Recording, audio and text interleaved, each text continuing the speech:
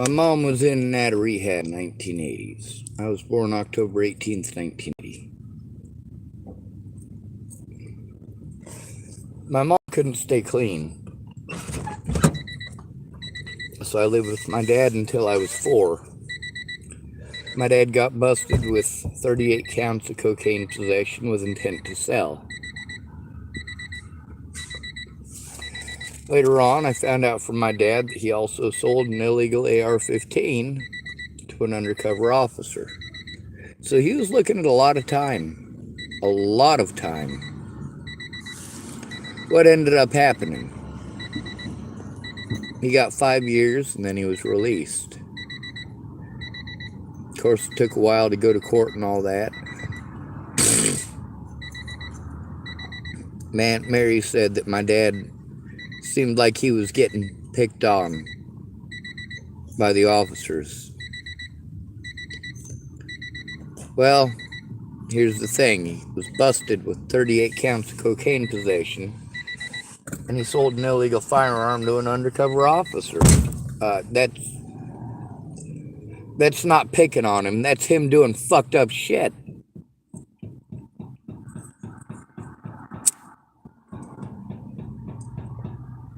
Let's fast forward. My dad got custody of me when I was 9.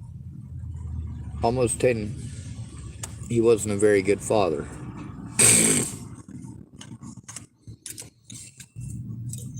We moved from Washington State to California so my dad could get away from his stalker. What was that stalker's name? Dianne Bartlett. How'd that work out? Well, she asked my dad to marry her. So he packed us up and we moved to Huntington Beach, California. And in Huntington Beach, California, I got beaten up a lot for being a white kid. Luckily, my older brother was there. And lucky we had Martin Young to protect us. Let's fast forward. My dad decided that he was going to marry Dianne. So this lady in our apartment complex that he liked, it wasn't working out because she just wasn't slutty enough. She wanted to have a relationship based on something other than just sex. So my dad wasn't getting any. I was about 12 when there was a hotel that we stopped at. My dad was trying to tell me that he could get the woman at the front counter to have sex with me. I'm like 12 years old. I'm like, no, Dad, I'm not interested. He said, you know, Sean, the worst pussy I ever had was still the best at the time. This has been my dad's mentality through the entirety of my life. That and money-making schemes. And of course, his money-making scheme was he wanted to make 900 lines, which he did, and then 900 line advertising, and then he wanted me to learn HTML so that I could make porno sites for him. Meanwhile, at this point in his life, he's not going to do any cocaine or anything like that. He's just drinking rum and coke.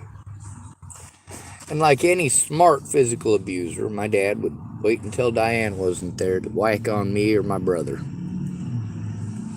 If he was going to hit one of us, it wasn't going to be while Dianne was there. She wouldn't stand for it. And he knew it.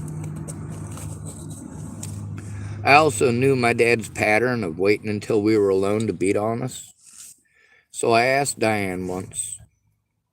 I said, you know, Dianne, if Dad hits you, you can let me know. Because I know my dad wouldn't hit her in front of me. She said, oh, Sean, your father would never do that. I'm like, holy shit, she doesn't know my dad.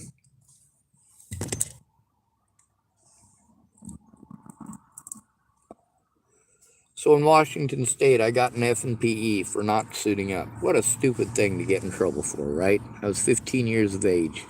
Grew up mostly in the system, getting beaten. Because my dad couldn't stay off the drugs. And then, of course, he couldn't stop hitting both of his sons. Myself and my older brother.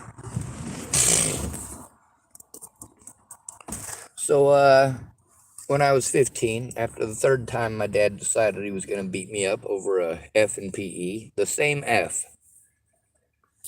And it's all because the PE teacher that he talked to said I just needed black shorts and white shirt. The PE teacher that I got was not the same teacher, and he was insistent that if I didn't wear the school uniform, it was only $15. All I had to do was spend $15 and I could wear the school uniform, the school PE uniform, which is Lincoln High School shorts, Lincoln High School shirt. Well, my dad, instead of talking to my new school teacher, he just wanted to fucking argue with me every goddamn day. No, Sean, that's not how it is. I already talked to your teacher, Sean. That's not how it is. That's not how it is, Sean. Then I'd have to go back to my teacher. Teacher would say, hey, Schwartz, on the bench. Told you already, if you don't suit up, you don't play. If you don't suit up, you don't get to take part in PE. You don't get to take part in physical education. I'd tell him, hey, call my dad and explain that to my dad. Stop telling me. I'm telling my dad what you're telling me. He's treating me like I'm a liar. I come tell you what my dad said. You treat me like I'm a liar. I go tell my dad what you said. He treats me like a liar. I tell you what my dad said. You treat me like a liar. Back and forth. So when my dad beat me up the third time, I called up my mom to let her know what was going on. She called the cops, and the cops gave me an option of either staying there with my dad or getting locked up.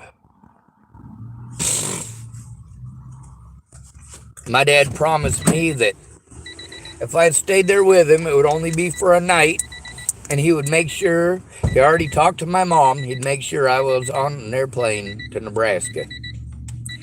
After that, my dad forgot I existed.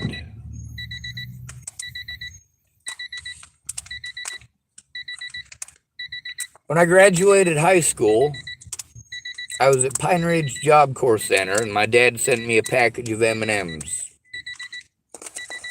Biggest fucking surprise I ever got, probably the entirety of my adult goddamn life. My dad actually sent me something. Sure, it was just a pack of M&Ms, but it was something. So let's fast forward to when I went to Virginia to visit Natalie at her request.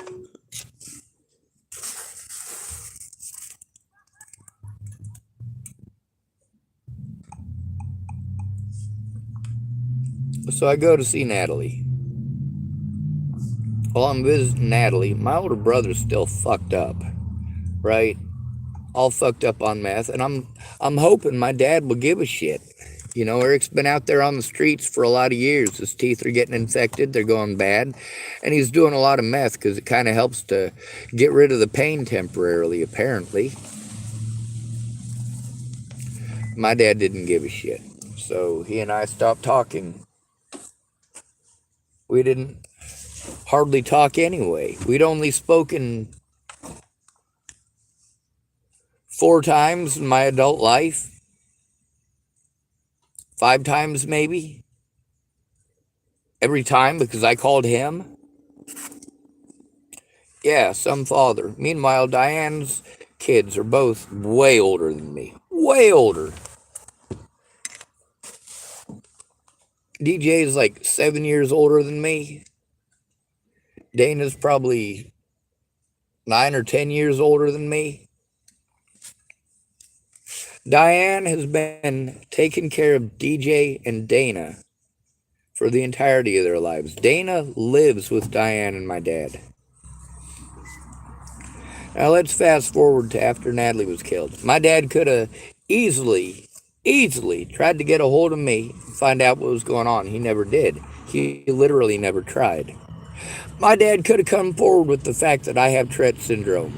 He could have come forward with the fact that I have Asperger's. Incoming call. Incoming call. Incoming Incoming. Alright, that's one of them restricted numbers. Harassing me some more. After Natalie died, a lot of people were abusive, and I didn't have family that fucking gave a shit. Not that it fucking matters. My friends weren't worth a fuck either. Just a bunch of goddamn liars. So then I had to flee the state of Colorado. 8 months of abuse since Natalie's death. And my dad, I called him from Shannon Alvarado's. It was a highly abusive place there, and I was scared as fuck.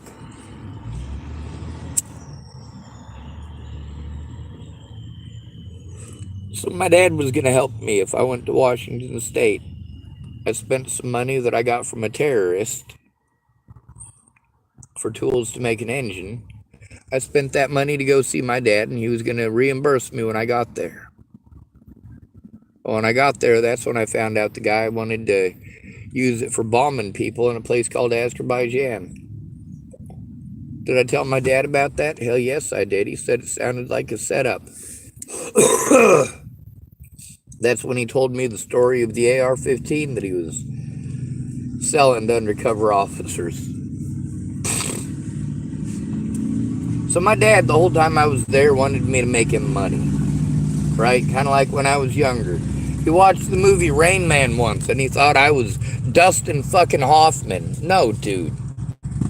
That's a fucking fantasy character. I'm a real human being.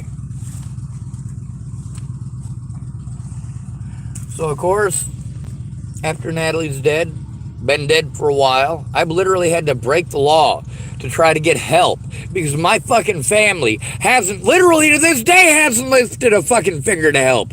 None of them. When I was at Shannon Alvarado's, my dad said I could go up there, that he was going to help me. Did he help me? No, he didn't.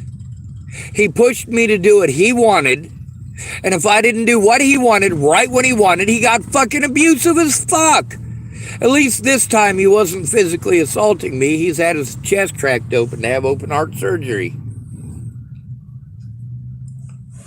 But he wanted to keep on changing the rules up there. He wanted to keep on talking over me. And then he wanted to bully me to do shit just because he read it. Like, no, dude. I have a computer with video games that I like to fucking play. Bullying me to play a fucking truck demo game for fucking days. He fucking harassed me over that shit. I fucking played his stupid trucker demo game. I tried it. Then he wanted to keep on pushing me to do so. Like, holy Christ, dude.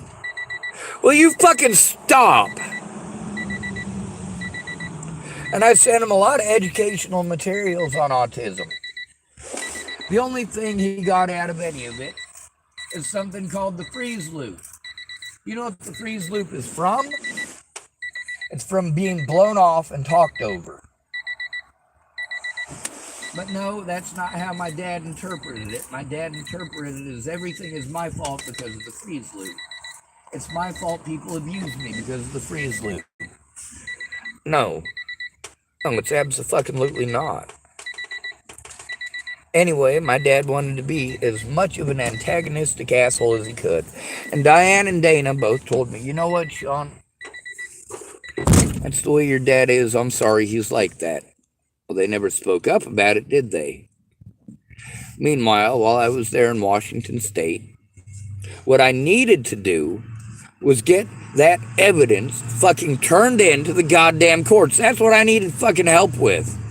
But my dad was so goddamn restrictive of me and so goddamn demanding of my time. And Sean, you need to listen to this.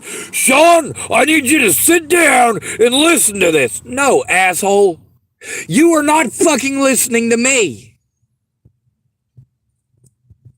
Then he wanted to push me to get this Jeep that he's got. This thing is fucking expensive on gas. What I need his help with is getting my fucking money back so I'm not fucking dependent on him. The same way I had to be dependent on Shannon Alvarado. If either of these fucking pieces of shit had been fucking sober and goddamn helped, I could have gotten those things pretty easily. But no, Shannon Alvarado had to get drunk, and my dad had to treat me like I'm a fucking retard. Then my dad wanted to keep on changing the rules, just like Shannon Alvarado kept changing the rules. Shannon Alvarado said if I was there that I could make those calls to the police that I needed to make. Then when I was there, she said, "Oh, Sean, I don't want you making those calls during the day to the cops because, well, Zanny's still up and she might make some noises and they might send somebody here thinking that I'm beating on my child." Holy fuck. She was an adult by that point, by the way. When I was at my dad's, there was one day, out of all the time that he promised that he was going to this and he was going to that, there was only one day that he ever sat down with me to look at evidence, and he never looked at any evidence. He wouldn't let me leave the room to go get the evidence. He just wanted to interrupt every fucking sentence that I fucking spoke. And then he wanted to tell me I was in the freeze loop. I'm like, hey, dickhead, you're not letting me finish what the fuck I'm saying. Let me show you the fucking evidence. Let me show you the fucking evidence like you promised you would do today. But he didn't do that. He just treated me like shit for about 45 minutes. And yeah, I got to do most of the talking. But I had to start over because he was not stopping to listen. He was listening only to interrupt and talk over me. It was always his turn to talk, and he was pissed off that I was talking so much. Well, fuck you. If you're just going to talk over me, I'm going to info dump. If you're going to talk over me, I'll talk over the top of you, because no matter what, when I'm trying to tell you something, you're going to interrupt me in the middle of what I'm fucking saying, no matter what. We're going to get off on another tangent about what you want to talk about, and then you get confused because you have no idea where what you wanted to ask about questions and what I was explaining, you got no idea how they fit the fuck together. Then there's Dianne. My dad was so incredibly abusive there that I stayed out in that fucking Jeep. I let my dad bully me into getting that Jeep legal. And it sounds nice, doesn't it? But it's not fucking nice when you don't have a goddamn income and you are having to depend on someone who's been predatory towards you your entire life. If it wasn't being predatory, it was straight up neglect. And don't get me wrong, this is the United States. A man has the right to neglect his children here. The fact is, all of these mental health places, all of these police officers, all of these public pretenders, all of them refuse to do their jobs because they didn't have to, because I had no friends or family who were going to fucking help me. They were just going to lie.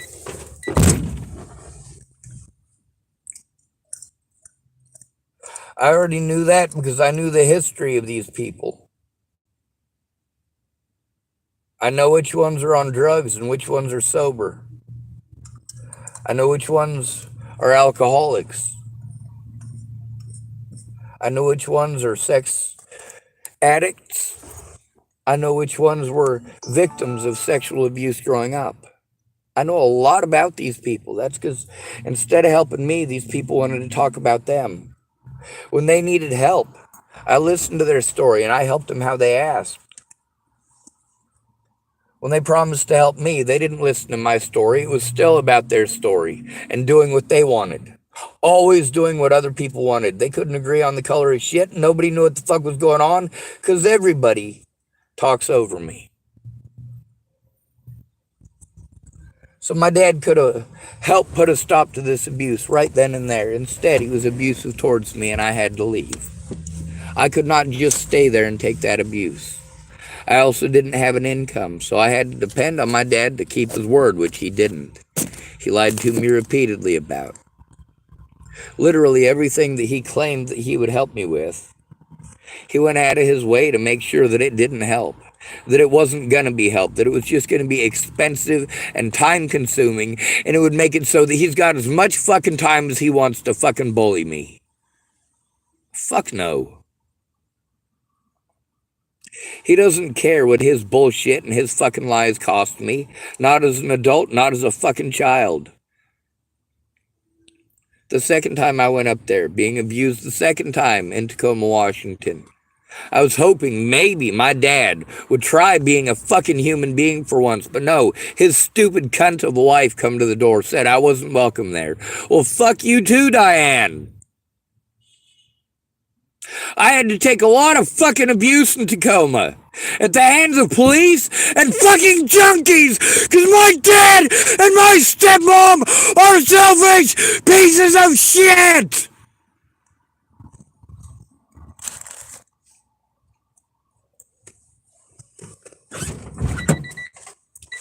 So then I'm in Hood River years later, being taken advantage of by the police in Hood River, being fucking abused and drugged illegally and immorally. You don't fucking roofie somebody's drink. Jesus Christ. And well, I got that going on. And there's a bunch of disabled people around me being harmed by fucking drug addicts. And nobody's doing anything to help these disabled people. No, all these services are going to their fucking predators. The fucking drug addicts. The fucking police.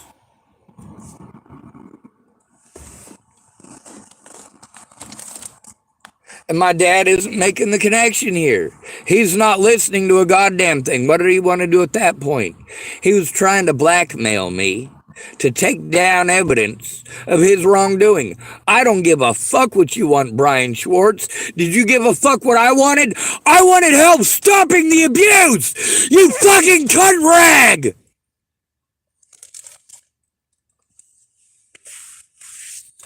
But no, when I needed to turn in that abuse, I need a fucking family member to fucking help me for once in my goddamn life!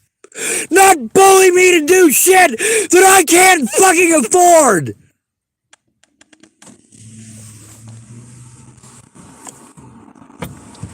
My dad could have coordinated with me to put a stop to this. Instead, he coordinated with my predators to guarantee that I would never, ever have anything in life worth anything except a bullet to the head. But my dad wouldn't shoot me in the head. No, he's fine with torturing me. He's fine with illegally preventing me from leaving a room in that house. Just wanted to yell at me and berate me and call me a pussy. My dad is lucky that I didn't fucking kill him.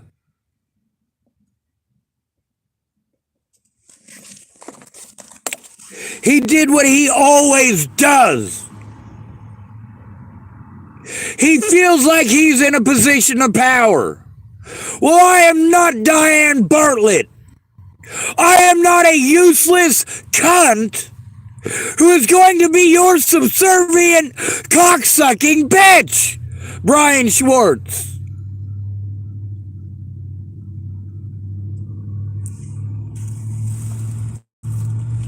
I am not Dana Bartlett, who has her mom to back her up, who gets disability, who has a family, who got to be a part of that family.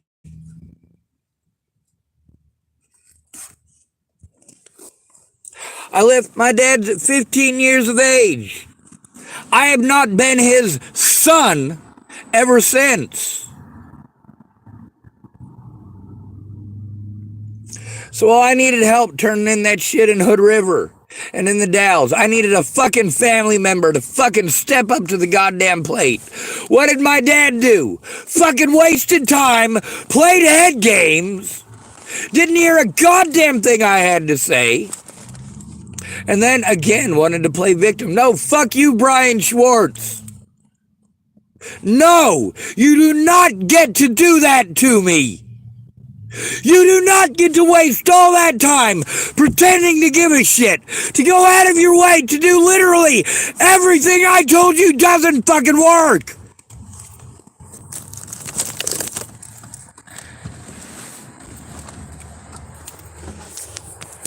But then again, he never went in with me to try any of those things, did he? So how the fuck would he know? This is the same dumb fucking cunt that wanted to tell me, and he wanted to punish me, retaliate against me, because I left when I was 15. For my entire life, he has thrown it in my face.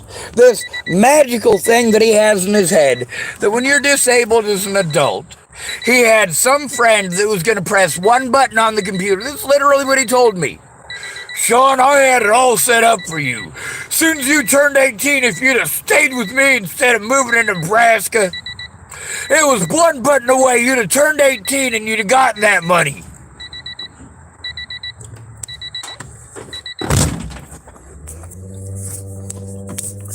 Between October 18th of October 18th of 1998 and today, how much effort did my dad ever put into helping me get that disability? None. It was always him talking down at me as a special, ha-ha, fuck you, that's what you get for leaving. I grew up in the system getting beaten up for the color of my skin and being fucking raped because that son of a bitch couldn't use his fucking brain. Making money was more important than his own family. It always has been and always will be. Sex, getting laid, more important to Dianne Schwartz than his own family. Always has been, always will be.